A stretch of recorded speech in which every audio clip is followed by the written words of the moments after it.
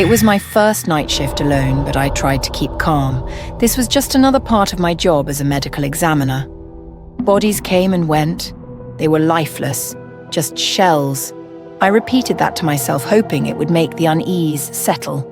Tonight, though, felt different. There were 3 bodies lined up for autopsies. The first 2 went by without incident.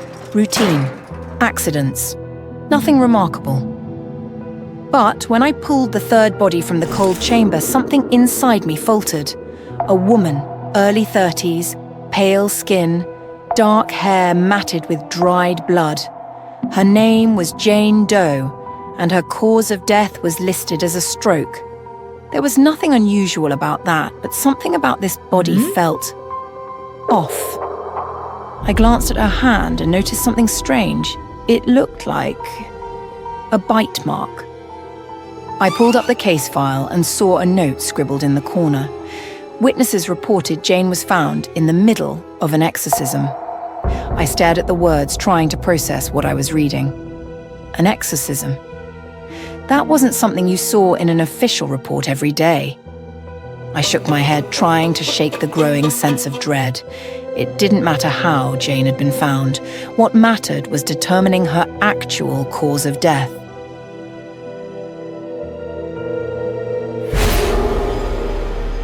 I shook my head, scolding myself. It was just nerves from being alone. I'd seen worse before. Much worse. I gathered my tools, mentally preparing myself for the examination.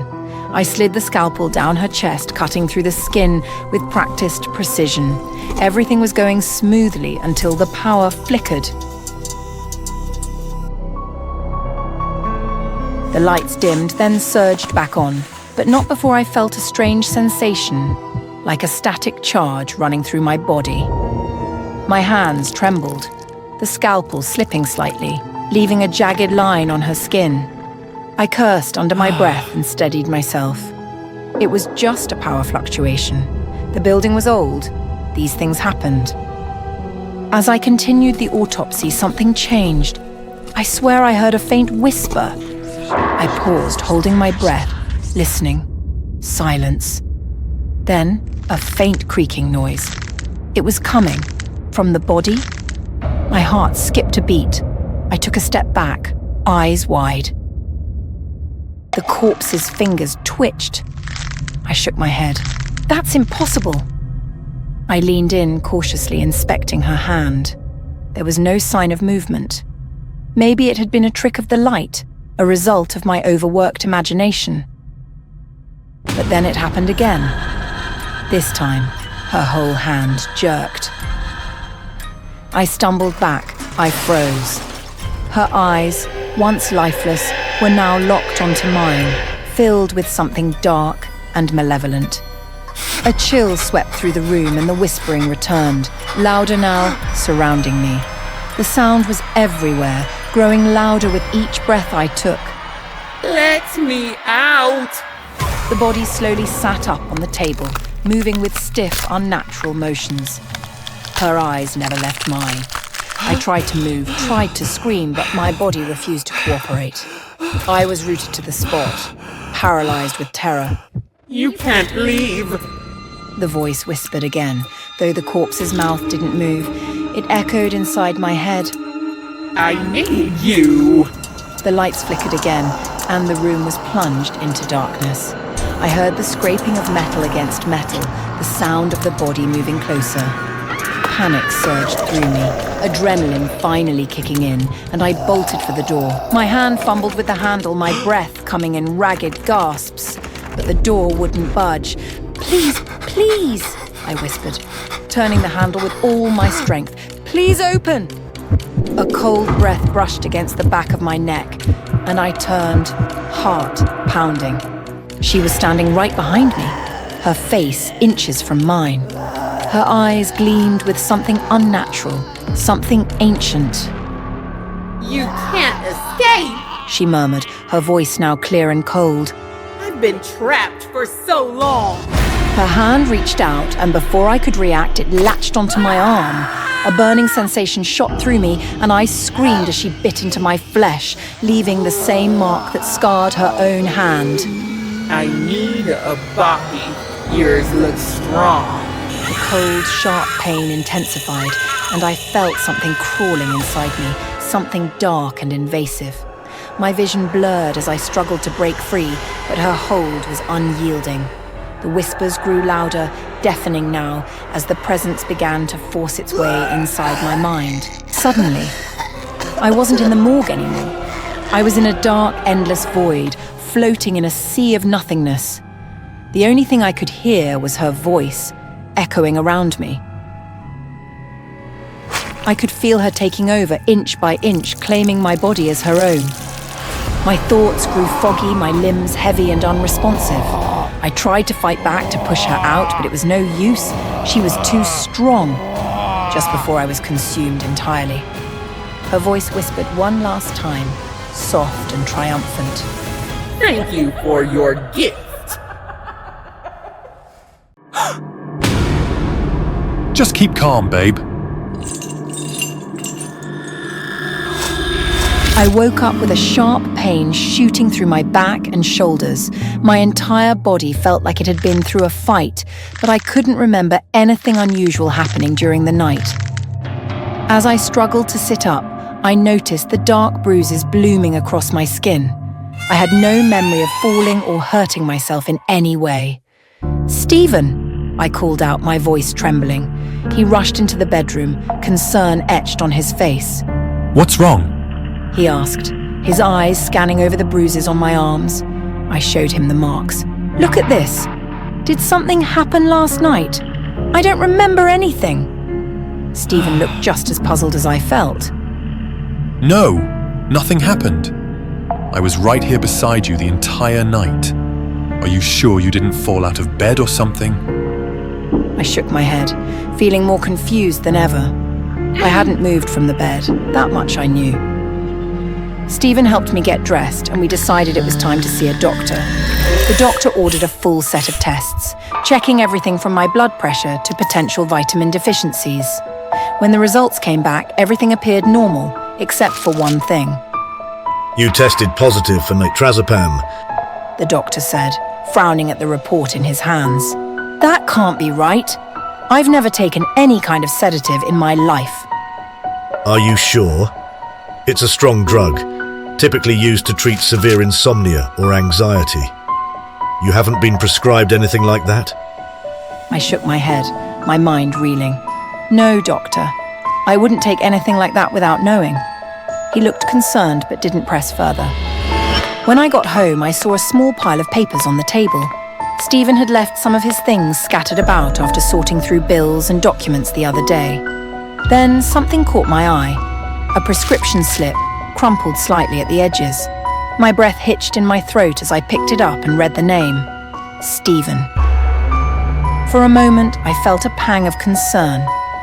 Could Stephen be struggling with some kind of ill? Why he hadn't told me? Maybe he'd been suffering in silence, trying not to worry me. But why? Curiosity gnawed at me, and I decided to search online for more information about the drug. As I read through the details, my heart began to pound harder. The dosage prescribed to Stephen was far higher than what was typically recommended for mild insomnia. It was the kind of dose that could knock someone out completely. The most surprising thing to me was that the main ingredient of the drug was nitrazepam. An unsettling thought crept into my mind. Could Stephen have done this? Was he drugging me? The idea seemed absurd, but I couldn't shake the feeling. The way he had looked at me this morning, calm, almost too calm, left a knot of unease in my stomach. I sat there staring at the screen, my thoughts spiraling into darker places. Was I just being paranoid, or was something far more sinister happening right under my nose? That night, as Stephen handed me my usual cup of chamomile tea, I hesitated. I could feel his eyes on me, waiting for me to take a sip. My heart pounded in my chest as I forced a smile and took the cup. But instead of drinking it, I waited until he left the room and poured it down the sink. I knew then that I needed proof, something to confirm what my instincts were telling me. That evening, after Stephen had fallen asleep, I set up a small camera in our bedroom, hidden among the books on the shelf. I needed to know what was happening while I slept. The next morning, I could barely contain my anxiety as I reviewed the footage. For the first few hours, nothing seemed out of the ordinary. I watched myself sleep peacefully beside Stephen. I stared at the screen, my heart pounding as the footage played out. My body, twisted and unnatural, crawled up the walls like some kind of grotesque creature. My breath caught in my throat as I watched. Stephen woke up looking up at me without a hint of surprise. He reached under the bed and pulled out a stick, using it to fend me off as I lunged at him from above. For the next hour, the two of us wrestled violently, though Stephen seemed to be the only one truly fighting. Finally, he managed to pin me down and cuff me to the bed, his face a mask of grim determination. The marks on my wrists suddenly made sense. The bruises, the pain, they were all because of this. I had been attacking him in my sleep, possessed by some force that I couldn't understand. I hadn't known. I hadn't realized it wasn't Stephen hurting me. It was me. Whatever dark force had taken over me at night. Tears streamed down my face as I rushed to find him. "Stephen! Stephen! I'm so sorry!" My voice cracked as I called for him, but there was no response. I searched the entire house, my heart racing faster with each passing second. The kitchen was empty, the living room quiet. "Stephen!" I screamed louder, panic rising as my voice echoed through the empty rooms. Where could he be? I checked the bathroom, the study. Nothing. The house felt unnervingly still, as if I were the only one left in it. My stomach twisted with fear. Something wasn't right. Then, I remembered the bedroom closet. I hadn't checked there yet. My hands shook as I reached for the handle, a sickening feeling growing in the pit of my stomach. Slowly, I opened the door. I wasn't just a victim anymore. I was the monster.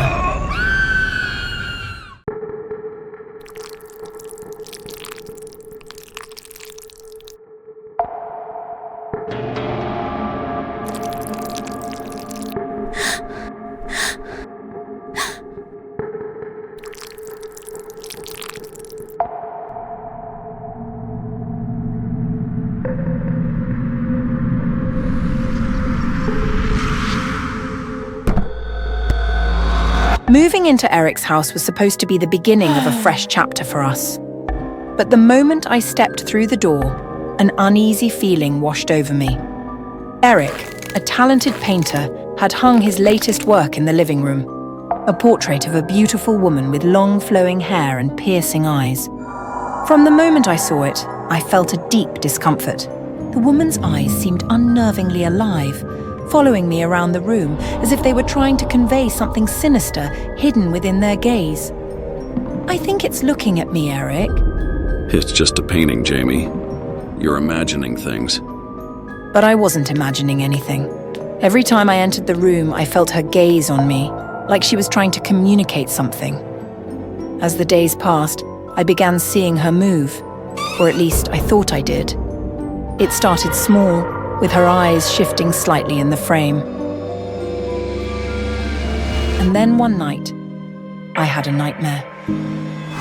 The woman stepped out of the painting, her cold hand gripping my arm as she whispered a single word into my ear. "Run!" I woke up drenched in sweat, my heart racing. I could still feel her presence in the room, her eyes burning into me even in the dark. I couldn't take it anymore. I confronted Eric the next morning, insisting he move the painting out of the bedroom. After some resistance, he finally agreed, relocating it to his office. But instead of feeling relief, things only got worse. Eric became obsessed with the painting, spending hours in his office talking to himself in low, frantic whispers. When he finally emerged, his arms were covered in scratches, as if he'd been in a fight. I asked him about it, but he shrugged me off, saying it was nothing, just an accident. But I knew better. I knew the painting was doing something to him.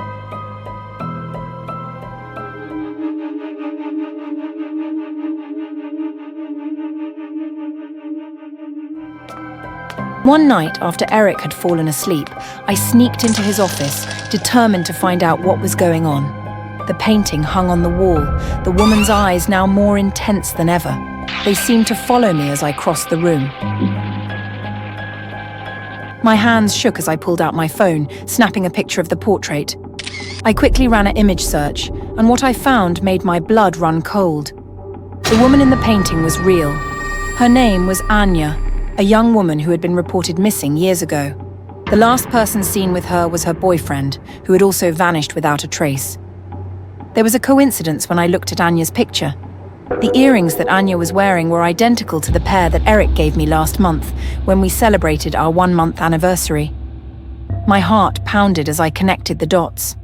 Could Eric be involved in Anya's missing? My eyes darted around the room, searching for clues.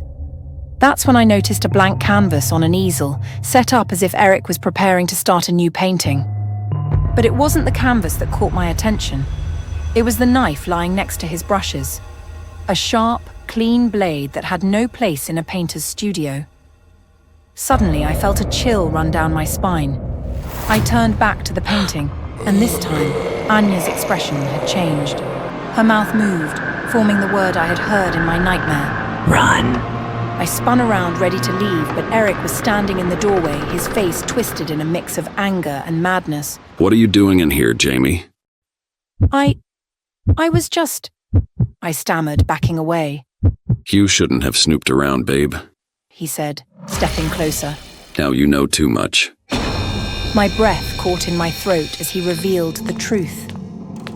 Eric was the one who had killed Anya, driven by some twisted obsession.